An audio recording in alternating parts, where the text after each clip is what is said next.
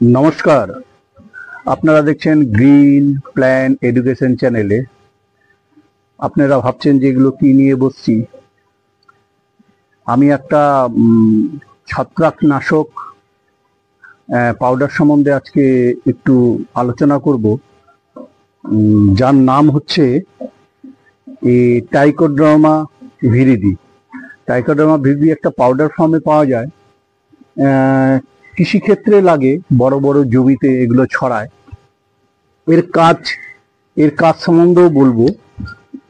আমরা এ সম্বন্ধে জেনে নিই যে কি কি এর মধ্যে আছে, কি কি নেই, আর কিভাবে কাজ করে। ট্রাইকোডার্মা ভিরিডি একটা বাজারে পাউডার ফর্মে পাওয়া যায়। এর বিভিন্ন রকম কোম্পানি আছে।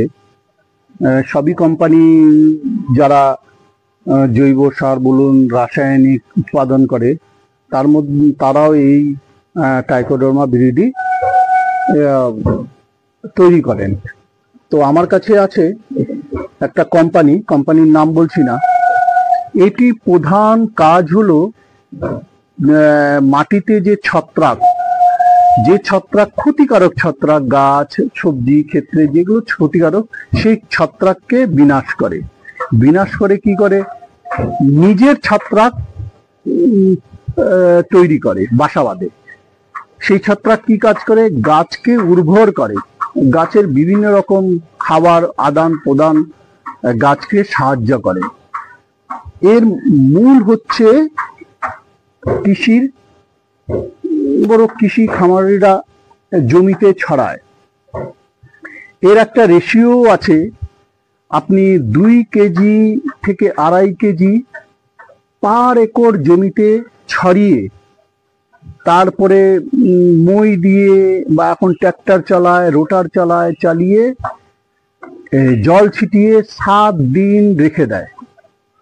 7 দিন রেখে দেওয়ার পর কি হয়, যেগুলো ছত্রাক মাটিতে আছে সেই ছত্রাক মারা যায়, আর নিজের ছত্রাক বাসা বাঁধে, নিজের ছত্রাককে তৈরি করে। তো মাটিতে কি কি ছত্রাক থাকে সেই সম্বন্ধে বলে নিই। মাটিতে 4-5 রকম ছত্রাক যা গাছপালা ফসলের ক্ষতি করে। সেগুলোর মধ্যে একটা হচ্ছে ফুসারিয়াম নামে এক ছত্রাক আছে। তারপরে রিটোজিটিয়াম, পেওপ্রিয়াম, অ্যালটানাসিয়াম, এইসব উচ্চারণ করাও কঠিন। এইসব যে 3-4টা ছত্রাক, এই ছত্রাককে এই ট্রাইকোডার্মা ভিরিডি পাউডার কিভাবে বিনাশ করে, তার মধ্যে কি আছে,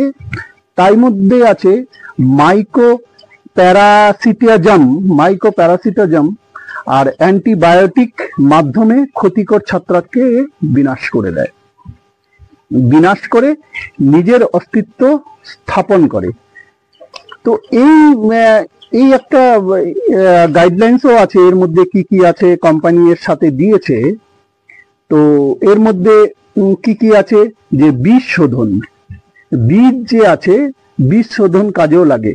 কেমন, সমস্ত মাঠের ফসল যেরকম আলু, 10 গ্রামের 1 কেজি বীজে 10 গ্রাম এই ট্রাইকোডার্মা ভিরিডি পাউডার মিশিয়ে শোধন করা হয়। তারপরে যেভাবে চাষিরা ছিটায় সেভাবে হয়। এর করা আলুর বীজ, ধান, সবজি প্রতিটি চারার জমিতে একটা রাইজোম মাধ্যমে শোধন করে। এর ব্যবহার কি কি পাওয়া যায়, ব্যবহারের মধ্যে পাতা সার, এসব 400 গ্রাম ভিরিডি 400 গ্রাম গুড়ের মধ্যে মিশানো হয়। গুড় না দিলেও চলে। যেমন আমার কাছে আছে পাতা সার। এই পাতা সারের মধ্যে আমি ট্রাইকোডার্মা পাউডার মিশিয়ে রেখে দেবো, 10 দিন 15 দিন ফেলে রেখে দেবো। তারপরে আমি এটাকে অন্য আরো মাটির মধ্যে মিশালে সে আরো ছত্রাক খুব তাড়াতাড়ি কাজ করে। তো এই দেখুন আমি পাতা সার নিচে ঢেলে দিয়েছি। এরপরে আমি মিশাবো ট্রাইকোডার্মা ভিরিডি পাউডার। কতটা মিশাবো সেটা আপনাদেরকে বলছি। এই আমার কাছে কাপ আছে, এটাকে দেখেছেন অনেক ভিডিওতে। এর আগে আমি পাতা সার সম্বন্ধেও কিভাবে তৈরি হয় এই ভিডিও ছেড়েছি, আপনারা হয়তো দেখেছেন। এই মধ্যে এটা টোটাল পাউডার হচ্ছে 150 গ্রাম, তো আমি একটু কম নেব।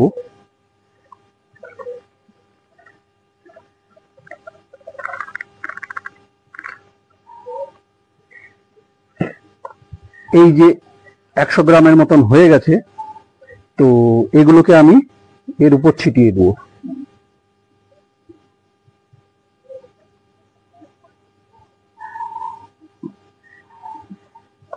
এই নিয়ে চারিদিকে এরকম ছিটিয়ে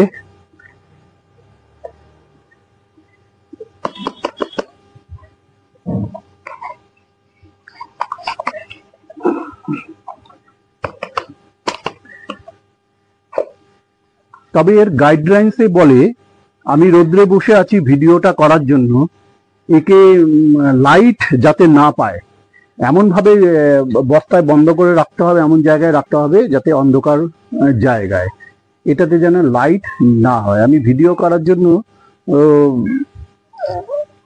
রোদ্রুতে বসেছি। তো দেখুন, এই নিন কাছ থেকে দেখুন, এইভাবে ছিটাতে হবে, চারিদিকে ছিটিয়ে তারপরে একে আমরা মিক্সড করব। এখন একে ভালো মতন মিলিয়ে দেব। খুবই রোদ্রের জন্য সানগ্লাসটা পরতে হচ্ছে মাঝে মধ্যেই। যখন মিক্স করে নিই, ভালো মতন মিক্স করে 7 দিন 10 দিন ফেলে রাখবো। এই 7 দিন 10 দিনের মধ্যে একের মধ্যে কোনো রাসায়নিক সার প্রয়োগ করা যাবে না। রাসায়নিক সার প্রয়োগ করা যাবে না এর মধ্যে। মোটামুটি 10 দিন এর মধ্যে কোনো রাসায়নিক সার প্রয়োগ করা যাবে না।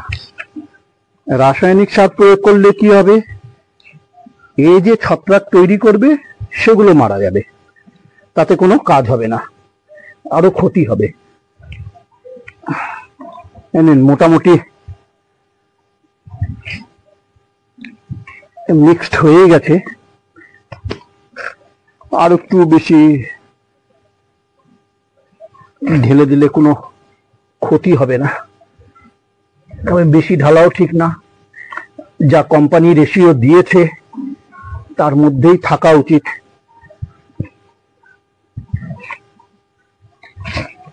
এই নিন, খুব একটা ভালো পাউডার। ছাদ বাগানিরা কম ইউজ করে, তবে অনেকে ইউজ করে। আমি তো ইউজ করি, আমার প্রতিটা গাছের মাটিতে আমি অল্প অল্প করে ইউজ করি।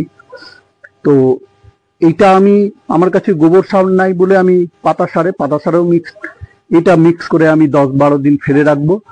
তারপরে যে কোনো কাজে, এখন শীতের ফুল আসছে, আমি শীতের ফুল করি, গাঁদা যা আছে, ডালিয়া, চন্দ্রমল্লিকা, এসব সবটা অল্প অল্প করে দিব।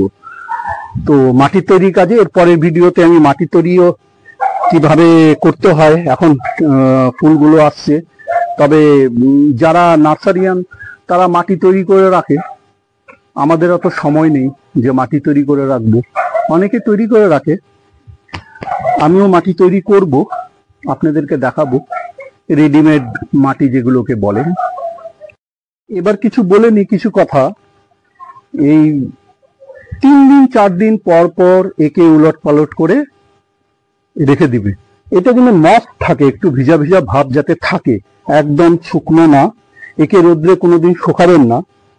তো 2 দিন 3 দিন পর পরে আমরা কি করব, একে উলট পালট করে রাখবো। এই কোম্পানি কিছু বলেছে মাটির ব্যবহার তো আপনারা জানলেন যে 2 থেকে 2.5 কেজি 1 একর জমিতে আপনারা এটাকে প্রয়োগ করতে পারবেন। আচ্ছা, 10-12 দিন ছায়া জায়গায় রাখতে হবে, এটা তো বলেছি। 5 গ্রাম এটাকে স্প্রেও করা যায়, আপনি জলে ঘুলে স্প্রে করতে পারেন গাছে। 5 গ্রাম নিয়ে 1 লিটার জলে স্প্রেও করতে পারেন। তবে খুব গুরুত্বপূর্ণ, বেশি আলু পেঁয়াজ এসব ক্ষেত্রে যারা কৃষক আছে তারা খুব বেশি ব্যবহার করে। কারণ আপনারা দেখেছেন আলু মানে সকালবেলা উঠে দেখবেন ক্ষেত শেষ হয়ে গেছে। গত বছরও তাই হয়েছে, বাংলাদেশেও তাই হয়েছে, আমাদের ভারতেও তাই হয়েছে অনেক জায়গায়। তার জন্য আলু চাষি পেঁয়াজ চাষি এরা খুব বেশি পরিমাণে ব্যবহার করে। ধান খেতি যারা করে তারা খুব বেশি ইউজ করে। তো এই হচ্ছে মোটামুটি এর একটা বিবরণ, মোটামুটি জানানোর দরকার ছিল, জানিয়ে দিলাম। এবার আমি বস্তায় এটাকে ভরে নেব। বস্তায়, এই বস্তা ভরে আমি 10-12 দিন একে অন্ধকার জায়গায় রেখে দেব। তো এই নিন, এইভাবে বস্তায় ভরে ভরে নিয়েছি বস্তায়। এবারে এটাকে ছায়া জায়গায় রাখবো। আজ এই পর্যন্তই। আমার চ্যানেলকে দেখতে থাকুন, গ্রিন প্ল্যান এডুকেশন। সাবস্ক্রাইব করুন, আইকন প্রেস করে রাখুন নেক্সট ভিডিওর জন্য। নিয়ে আছি। নমস্কার, আজ এই পর্যন্তই। চ্যানেলে ভালো লাগলে চ্যানেলকে সাবস্ক্রাইব করবেন। ভালো থাকবেন, সুস্থ থাকবেন, পরিবেশকেও সুস্থ রাখবেন। নমস্কার।